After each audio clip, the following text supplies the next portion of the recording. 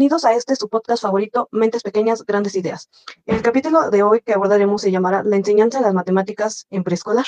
Hablaremos sobre cómo debe ser una adecuada enseñanza de las matemáticas en preescolar. Nos basamos en el análisis de experiencias positivas y negativas dentro del aula, así como en factores que favorecen y obstaculizan el aprendizaje. En un contexto general, en educación preescolar las matemáticas no se enseñan de forma tradicional, sino que se pueden lograr a través del juego, la exploración y a veces hasta la interacción. Para esto es importante que los niños logren desarrollar habilidades como el contar, clasificar, reconocer formas y resolver pequeños problemas que se les presentan en su vida cotidiana. Cuenta que puede haber experiencias negativas que ocurren cuando, como el docente, no motiva a los alumnos o no muestra interés. Por ejemplo, yo tuve una mala experiencia cuando iba en secundaria, ya que mi profesor de matemáticas no ocupaba materiales llamativos para que nosotros participáramos, o se enfocaba muchísimo en los llamaba él los inteligentes. A nosotros, o sea, no era que fueran más inteligentes, sino que pues él explicaba el tema. O sea, él daba su tema y nos decía como que, pues bueno, este fue el tema, se entendieron que bien. Y como había unos niños que sí entendían y ya se había tomado como que con ellos, era como de que, pues tal y tal niño, como que si aprende más rápido, me voy con ellos. Y era como de, ¿entendiste? A la chica le decía, pero tú entendiste, y le decían, sí, bueno, tema visto. O sea, era como que daba su tema y se enfocaba solamente en unos, y a los demás ya habíamos aprendido que bueno, si no, pues X. Y pues esto provocaba desinterés en nosotros, o miedo a equivocarnos y también pues la dificultad para aprenderlo. Bueno, ahora les platicaremos sobre un perfil donde la enseñanza de las matemáticas no es, digamos, muy efectiva. Para empezar, en la planeación didáctica, se nota que no hay como una organización clara, o sea, no se establecen bien los objetivos y muchas veces las actividades se hacen como improvisadas o se llegan a repetir demasiado. Además, no se toman en cuenta las necesidades de los alumnos, y esto es súper importante. En cuanto a las estrategias de enseñanza, se siguen usando métodos muy tradicionales, como solo explicar, y pues eso hace que los niños no lleguen a participar y se lleguen a aburrir. Tampoco se promueve el diálogo ni la exploración, que esto es súper importante en preescolar. Respecto a los materiales, prácticamente no se utilizan recursos didácticos, o si se llegan a usar, no se aprovechan bien, porque no se cumple ese propósito con el que lo hacen. Entonces, las actividades se vuelven más abstractas y eso dificulta que los niños lleguen a entender. También influye mucho la actitud del docente, porque cuando no hay motivación o interés, se tiene una actitud muy autoritaria. Esto genera que el ambiente donde están los niños sean muy tensas y esto haría que los niños no quisieran participar. Y también algo que les generaría es miedo a equivocarse, y eso sería muy malo, porque pues afectaría en su desarrollo. Y en relación con la atención a la diversidad, no se consideran los diferentes ritmos de aprendizaje, se trata a todos los alumnos igual y no se apoya a quienes tienen esas dificultades de realizar las cosas. Y finalmente, en la evaluación, muchas veces es casi inexistente o no es adecuada, porque no hay retroalimentación o si la hay es negativa, y eso no ayuda a que los niños mejoren ni a identificar en qué pueden avanzar. Cuando hablamos de una experiencia positiva, nos referimos a una experiencia donde el docente utilice esos materiales didácticos, esos juegos, esas actividades dinámicas o algunos ejemplos para entender mejor las actividades. Hoy yo vengo a contarles sobre mi experiencia positiva durante mi enseñanza de matemáticas. Y sí, vengo a hablarles sobre un profesor que no solamente era una persona que enseñaba y si aprendías, qué bueno, y si no, pues también.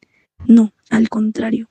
Lo positivo es y está en que mi docente utilizaba esos materiales didácticos, esos juegos, esas actividades dinámicas para que a todos, o por lo menos a la mayoría, le quedara claro las actividades a realizar.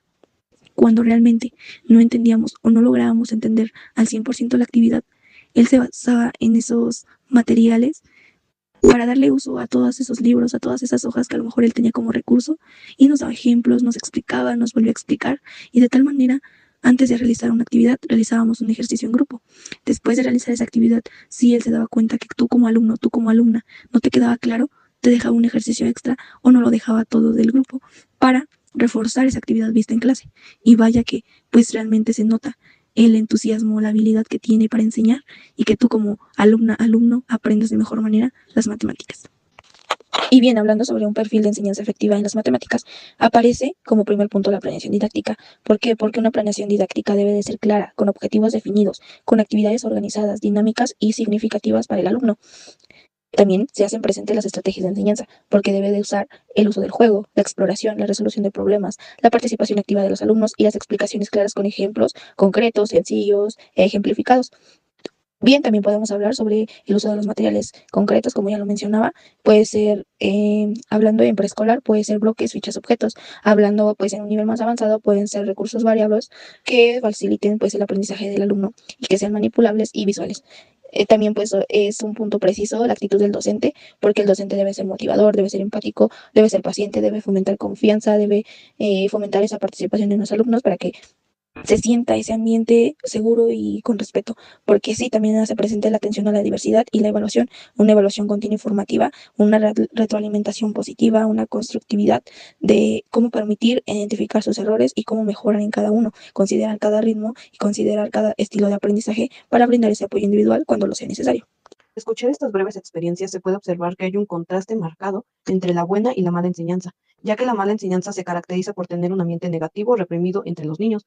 Tienen falta de recursos, muy poca participación y los conocimientos dados no son útiles. A diferencia de la buena enseñanza, que es en el que se promueve un ambiente seguro para los niños.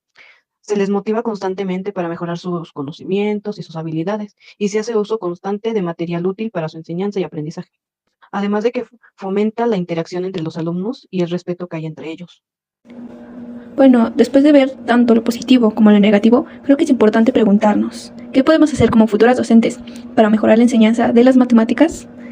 Pues desde mi punto de vista creo que algo muy importante es la motivación, pues muchas veces los niños no aprenden, no porque no puedan, sino porque pues no se sienten interesados o seguros. Por eso creo que debemos evitar prácticas como solo explicar o no tomar en cuenta su participación, tipo no a la enseñanza tradicional. También creo que es fundamental crear un ambiente donde los niños se sientan en confianza, donde puedan equivocarse sin miedo, porque equivocarse también forma parte del aprendizaje. Y pues otro punto clave es el uso de materiales didácticos que sean atractivos, porque pues no es lo mismo solo decir números, que permitirles manipular objetos, contar cosas reales o jugar mientras aprenden. Esto pues hace que el aprendizaje sea más significativo para ellos, y algo que pues creo que no debemos olvidar es la retroalimentación. No se trata solo de decir si está bien o mal, sino también es de ayudar al niño a entender cómo puede mejorar. Y pues técnicamente como futuras docentes, nuestro papel no es solo enseñar, sino también acompañar, motivarlos y hacer que las matemáticas sean algo interesante y accesible para pues todos los niños. Intencionalidad didáctica y cierre. Finalmente, la intención didáctica es favorecer la reconstrucción del conocimiento y su aplicación en la vida real. Las matemáticas en preescolar deben ser significativas, divertidas y comprensibles. En conclusión, una buena enseñanza no solo depende de los contenidos, sino de cómo se enseña. Gracias por escucharnos.